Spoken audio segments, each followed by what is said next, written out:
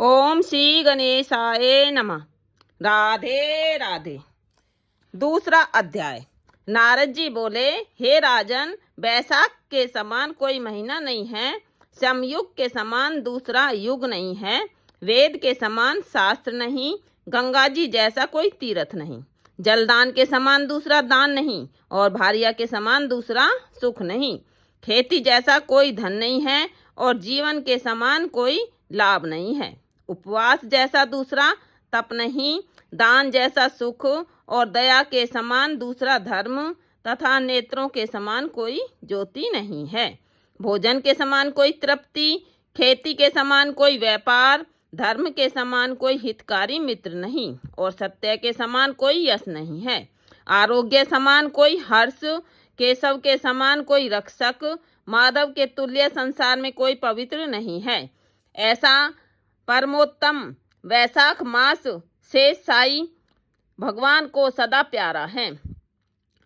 भगवान के प्यारे इस महीने को जो लोग बिना व्रत किए व्यतीत किए रहते हैं, वह धर्महीन होकर शीघ्र ही पशु योनि पाते हैं। उनका कुआं बावड़ी बनवाना, बगीचा लगवाना आदि सभी धर्म व्यर्था हैं। उनका कुछ फल नहीं होता। जो मनुष्य बैसाख मास में नियम पूर्वक भोजन आदि करते हैं, वे विष्णु भगवान को सायुज्य मुक्ति को अवश्य प्राप्त होते हैं, इसमें संशय नहीं। संसार में अनेक प्रकार के दान और व्रत हैं, परंतु उनके करने से शरीर को अत्यंत परिश्रम होता है। उनसे संसार में बार बार जन्म लेना पड़ता है, परंतु बैसाख मास में केवल स्नान कर लेने से ही प्राणी आवागमन से छूट जाता है। सब दान करने से जो पुण्य होता है, संपूर्ण तीर्थों में स्नान करने से जो फल मिलता है, वह सब बैसाख मास में केवल जलदान करने से ही मिल जाता है। जिसमें जलदान करने की सामर्थ्य न हो, वे ऐश्वर्य की इच्छा करने वाले दूसरों से कहकर जलदान करवाएं। यह कर्म भी सब दानों से अधिक है। तराजू के पलड़े में सब प्रकार के दान और दूसरे जलदान रखकर तोलें तो जलदान ही भारी निकलेगा। जो यात्रियों के लिए प्याऊ लगाकर जलदान करता है, वह अपने करोड़ों कुल का उद्धार कर विष्णु लोक को जाता है। हे राजन, प्याऊ लगाने से देवता, पितर और ऋषि सब निसंदेह अत्यंत प्रसन्न होते हैं। जो प्याऊ लगा थके हुए यात्रियों को संतुष्ट करता है, उसे ब्रह्मा, विष्णु, शिव सब देवता प्रसन्न होते हैं। जो जल की इच्छा हो तो जलदान करें, छाया की इच्छा हो तो छतरी दें, और हे राजन, जो विजन की इच्छा हो तो बैसाख में पंखा दान करें। जितने दान बताए हैं, उनमें जलदान, छत्रदान और पंखा दान सब में उत्तम है। इन्हीं का दान बैसाख में अवश्य करना चाहिए। जो बैसाख के महीने में कुटुंबी ब्राह्मण को जल से भरा घड़ा नहीं देता, वह चातक का योनि पाता है। जो प्यासे महात्मा को शीतल जल पिलाता है, उसे हे राजेंद्र सो राजसूय यज्ञ करने का फल मिलता है।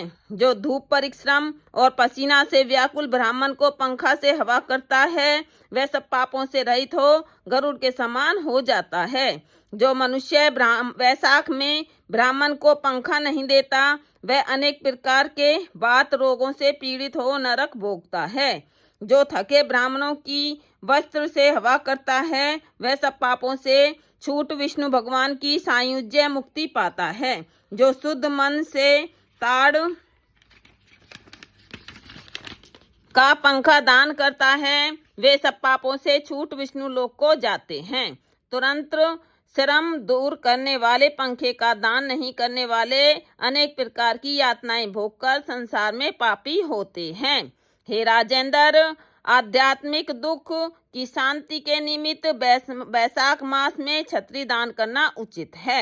जो मनुष्य विष्णु भगवान के प्यारे इस बैसाख मास में छतरी दान नहीं करते, उनको कहीं छाया नहीं मिलती और वे महाक्रूर पिशाच बन पृथ्वी पर घूमते हैं।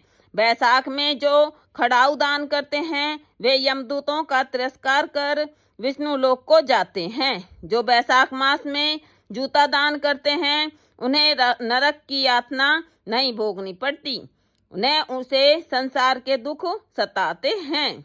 ब्राह्मण के याचना करने पर खड़ाऊ दान करने वाला पृथ्वी पर करोड़ों जन्म तक राजा होता है। जो मार्ग में श्रम को दूर करने के लिए स्थान बनवाता है उनका फल वर्ण करने में ब्रह्मा भी असमर्थ हैं। दोपहर को जो कोई अतिथि या ब्राह्मण मिले उसको भोजन कराने का फल ब्रह्मा जी भी वर्णन नहीं कर सकते।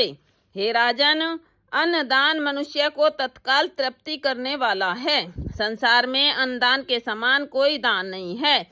जो मनुष्य मार्ग में थके हुए ब्राह्मणों को आसरा देता है उसके पुण्य करने की ब्रह्मा में भी सामर्थ्य नहीं है।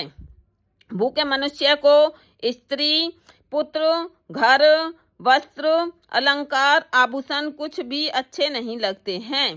पेट भरने पर ही सब कुछ अच्छे लगते हैं। इसलिए अन्नदान के समान न कुछ हुआ है न आगे होगा। जो बैसाख में थके हुए ब्राह्मणों को अन्नदान नहीं देता वह पिशाच बनकर पृथ्वी पर ही अपना मांस खाता फिरता है। इसलिए ब्राह्मण को यथाशक्ति अन्न देना उचित है। हे राजन, अन्नदाता माता पिता को भी भुला देती है। वह दानी ही को अपना सर्व सब समझने लगता है। इससे त्रिलोकी में सब अन्न की ही प्रशंसा करते हैं। माता पिता तो केवल जन्म देते हैं परंतु पंडित लोग संसार में अन्न के दानी को ही पिता कहते हैं। हे राजन, अन्नदाता में सब धर्म निवास करते हैं। इति वैशाख मातम 2 अध्याय संपूर्ण।